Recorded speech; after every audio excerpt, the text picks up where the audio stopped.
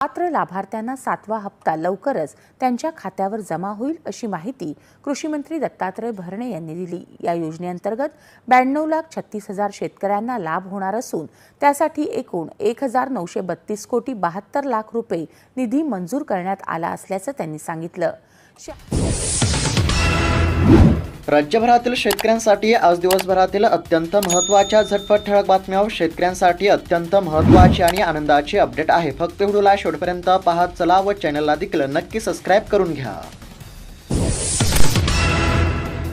अतिवृष्टीमध्ये पिकांचे नुकसान, शेतकऱ्यांना मदतीचे आश्वासन। सरकारच्या माध्यमातून शेती पिकांचे पंचनामे करण्याचे काम सुरू असून आता पंचनामे होताच शेतकऱ्यांच्या बँक खात्यावरती नुकसान भरपाई जमा केली जाणार असल्यामुळे शेतकऱ्यांना नुकसान भरपाईची प्रतीक्षा। कापूस किसान ॲपद्वारे शेतकऱ्यांना आधार बेस नोंदणी आता बंधनकारक। 1 सप्टेंबर पासून नोंदणीची प्रक्रिया सुरू झाली असून आता हमीदारांनी कापूस विक्रीसाठी शेतकऱ्यांना नोंदणी करण्याचे सरकारच्या माध्यमातून आवाहन केले जात आहे।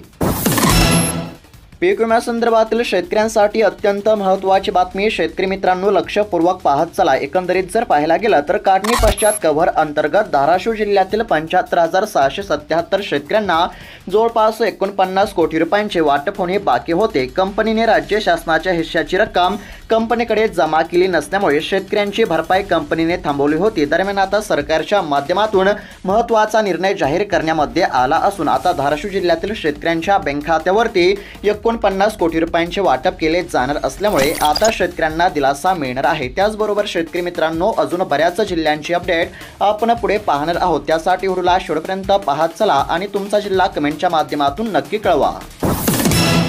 मराठवाड्यामध्ये अतिवृष्टीचे थैमान, नांदेड लातूर जिल्ह्यांमध्ये कहर, शेती पिकांचे देखील मोठे नुकसान झाले आहे। राज्यातील अनेक ठिकाणी पावसाने चांगलीच हजेरी लावली असून आता शेती पिकांचे देखील मोठे नुकसान झाले असून शेतकऱ्यांना आता नुकसान भरपाईची प्रतीक्षा आहे।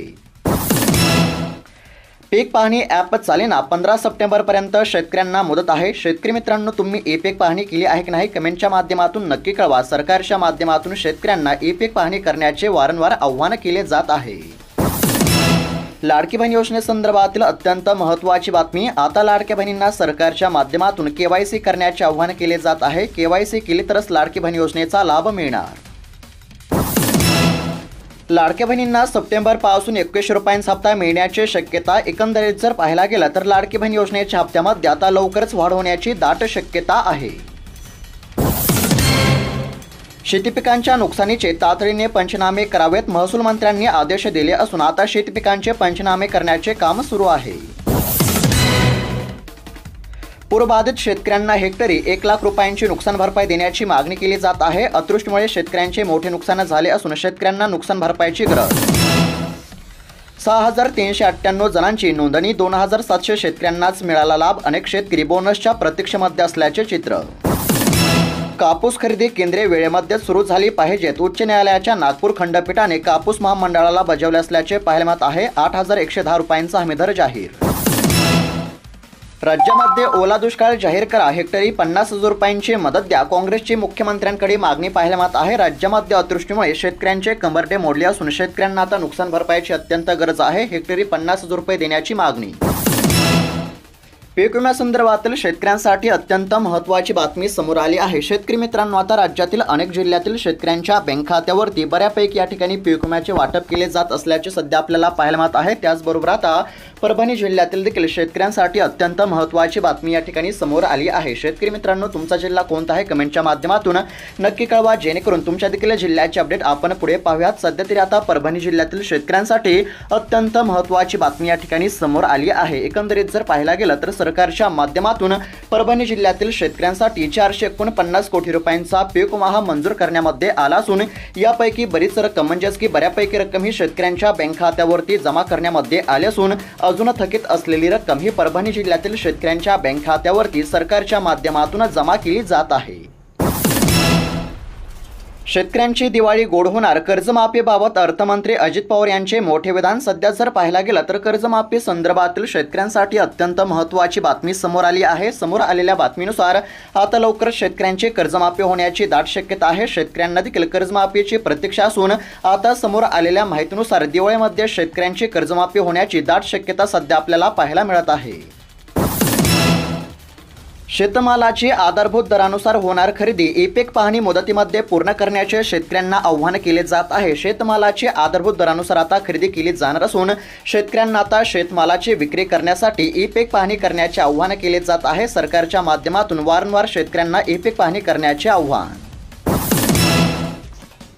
कांदा दर घसरण शेतकऱ्यांच्या अडचणीमध्ये वाढ। सध्या जर पाहायला गेलं तर कांद्याच्या दरातील घसरणीमुळे आता लाखो कांदा उत्पादक शेतकऱ्यांच्या अडचणीमध्ये वाढ होत असल्याचे चित्र आहे। शेतकऱ्यांना दरवाढीची प्रतीक्षा असल्याचे चित्र। शेताला तार कुंपणासाठी मिळणार 90% अनुदान। शेतकऱ्यांसाठी सरकारची महत्त्वाची योजना। शेतकऱ्यांना अर्ज करण्याचे आवाहन केले जात आहे। 90% शेतकऱ्यांना अनुदान मिळणार। शेतकऱ्यांसाठी अत्यंत महत्त्वाची बातमी समोर आली आहे। सरकारच्या माध्यमातून अखेर शेतकऱ्यांसाठी अत्यंत महत्त्वाचा आणि आनंदाचा निर्णय या ठिकाणी जाहीर करण्यामध्ये आला असून आता शेतकऱ्यांच्या बँक खात्यावरती नमो शेतकरी योजनेचा 7वा हप्ता जमा केला जात आहे। सरकारच्या माध्यमातून शेतकऱ्यांना काही कामांची पूर्तता करण्याचे देखील या ठिकाणी आव्हान केले जात आहे। ज्या शेतकऱ्यांनी अद्याप ई-KYC केली नसेल अशा शेतकऱ्यांनी ई-KYC करून घ्यावी। त्याचबरोबर ज्या शेतकऱ्यांचे आधार कार्ड हे बँक खात्याशी लिंक नसेल अशा शेतकऱ्यांनी आधार कार्ड बँक खात्याशी लिंक करून घ्यावे। अशा प्रकारचे सरकारच्या माध्यमातून शेतकऱ्यांना आव्हान केले जात आहे। कारण की ज्या शेतकऱ्यांनी ई-KYC केली असेल, ज्या शेतकऱ्यांचे आधार कार्ड हे बँक खात्याशी लिंक असेल अशा शेतकऱ्यांच्या बँक खात्यावरती सरकारच्या माध्यमातून नमो शेतकरी योजनेचा 7वा हप्ता आता जमा केला जात आहे। सरकारच्या माध्यमातून हप्ता वितरित करण्यासाठी 1932 कोटी रुपयांचा निधी या ठिकाणी मंजूर करण्यामध्ये आला असून आता शेतकऱ्यांना चांगलाच दिलासा मिळणार आहे। नैसर्गिक संकटामधून सावरत डोलत असलेली पिके आता वन्य प्राण्यांच्या तावडीमध्ये। पिके वाचवण्यासाठी शेतकऱ्यांची धडपड। कळपाने पिकांवर हल्लाबोल। पेरणीपासूनच शेतकऱ्यांची जागल सुरू असल्याचे सध्या चित्र पाहायला मिळत आहे। पिकांची नासाडीच नव्हे तर जीवाचाही धोका असल्यामुळे आता वन विभागाने बंदोबस्त करण्याची या ठिकाणी शेतकऱ्यांनी मागणी केली आहे। कृषी क्षेत्रामध्ये AI वापरासाठी 500 कोटी रुपयांची तरतूद। शेतकऱ्यांचा होणार फायदा। सरकारचा अत्यंत महत्त्वाचा निर्णय पाहायला मिळत आहे। कृषी क्षेत्रामध्ये AI वापरासाठी 500 कोटी रुपयांच्या निधीस आता मान्यता।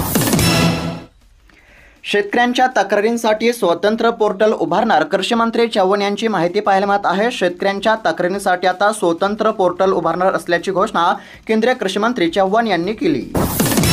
कर्जमाफीचं आश्वासन। ओल्या दुष्काळामध्ये सरकार मौन का? बच्चू कडू यांचा सरकारला सवाल पाहायला मिळत आहे। सध्या जर पाहायला गेलं तर आता राज्यामध्ये अतिवृष्टीमुळे शेती पिकांचे मोठे नुकसान झाले असून सरकार आता ओल्या दुष्काळामध्ये मौन का असा प्रश्न बच्चू कडू यांनी सरकारला या ठिकाणी आता विचारला असल्याचे आपल्याला पाहायला मिळत आहे। सरकारने शेतकऱ्यांना कर्जमाफीचं आश्वासन दिलं होतं, मात्र अद्याप देखील शेतकऱ्यांची कर्जमाफी होत नसल्यामुळे शेतकऱ्यांची देखील सरकारवरती सध्या तीव्र नाराजी पाहायला मिळत आहे। शेतकऱ्यांनी बोगस खत विक्रीपासून सावध राहावे। खते आणि इतर कृषी निविष्ठा फक्त अधिकृत कृषी केंद्रामधूनच खरेदी कराव्यात। खरेदीचे बिल घ्यावे आणि खताचा थोडा नमुना तपासणीसाठी बाजूला ठेवावा असे आवाहन आता शेतकऱ्यांना करण्यामध्ये येत आहे। कृषी विभागाच्या माध्यमातून खते खरेदी करताना शेतकऱ्यांना सतर्कतेचा इशारा या ठिकाणी देण्यामध्ये आला असल्याचे पाहायला मिळाले। पीक विम्यासंदर्भातील शेतकऱ्यांसाठी अत्यंत महत्त्वाची बातमी आहे। पीक विमा योजनेतील रखडलेले दावे मंजूर झाले असून 2022 पासून थकीत असलेली पीक विम्याची रक्कम ही आता शेतकऱ्यांच्या बँक खात्यावरती सरकारच्या माध्यमातून जमा करण्याचे काम या ठिकाणी सुरू आहे। सरकारने शेतकऱ्यांसाठी 921 कोटी रुपयांचा निधी हा मंजूर केला होता। यापैकी साधारणतः आता शेतकऱ्यांच्या बँक खात्यावरती 506 कोटी रुपयांचा निधी जमा झाला असून अजून साधारणतः 415 कोटी रुपयांचा निधी सरकारच्या माध्यमातून शेतकऱ्यांच्या बँक खात्यावरती जमा केला जाणार आहे। ज्या शेतकऱ्यांचे पीक विम्याचे स्टेटस चेक केल्यानंतर पीक विमा हा मंजूर दाखवत आहे अशा सर्व शेतकऱ्यांच्या बँक खात्यावरती सरकारच्या माध्यमातून पीक विम्याची रक्कम या ठिकाणी जमा केली जात असल्यामुळे शेतकऱ्यांना काहीसा दिलासा मिळत आहे।